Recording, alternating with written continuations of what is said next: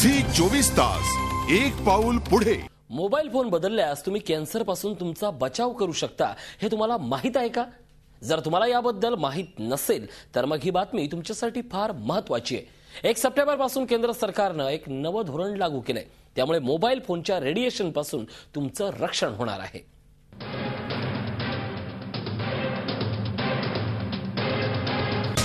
मोबाईलमुळे जग पार बदलून गेलंय।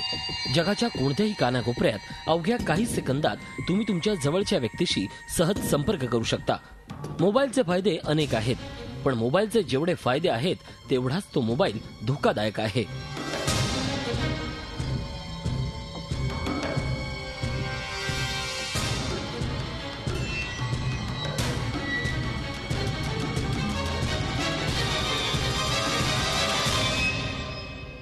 आजपर्यंत तुम्ही मोबाईलचे अनेक फायदे बघितले आहेत, पण मोबाईलमधून बाहेर पडणाऱ्या रेडिएशनची तुम्हाला जाण आहे का? त्याविषयी कदाचित तुम्हाला माहिती नसेल, पण सरकारच्या ती गोष्ट लक्षात आली आहे। तो धोका लक्षात घेऊनच मोबाईलचे नियम बदलण्यात आले आहेत। मोबाईलमुळे नेमका कोणता धोका होऊ शकतो हे आता आम्ही तुम्हाला दाखवणार आहोत। तसंच तुम्हाला मोबाईल फोन बदलावा लागणार आहे का याचाही उलगडा करणार आहोत। 1 सप्टेंबर पासून नवीन नियम। 90 कोटी लोकांच्या आयुष्याचा प्रश्न, बदलणार का तुमचा मोबाईल फोन?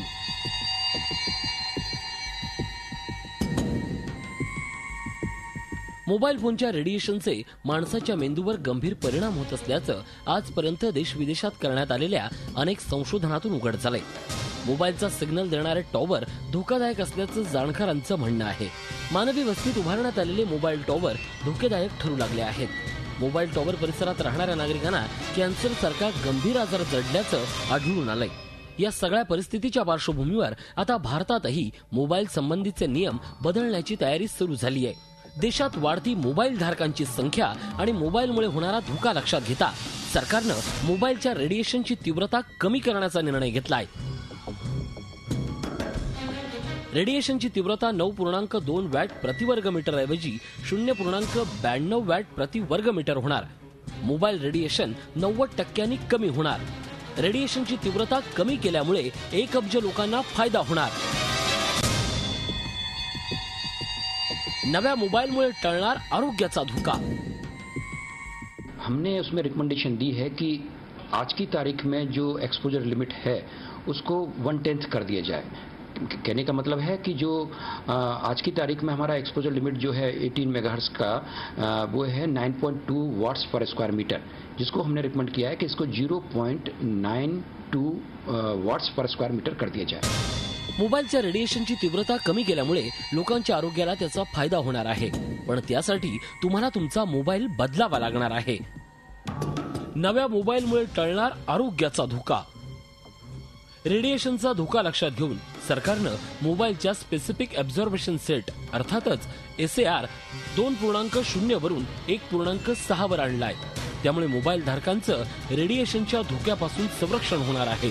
या सगळ्यामुळे आपला मोबाईल फोन बंद तर पडणार नाही ना, अशी जर तुम्हाला शंका आली असेल तर ती साफ चूक आहे। तुमचा मोबाईल फोन पूर्वीप्रमाणेच काम करेल।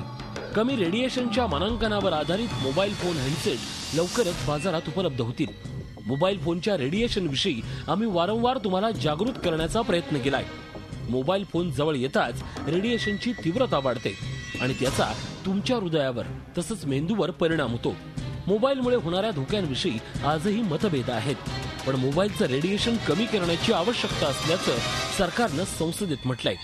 पण 90 कोटी जनतेचा विचार करता या नियमांची अंमलबजावणी करण्यासाठी सरकारला 1 वर्षाचा कालावधी लागणार आहे।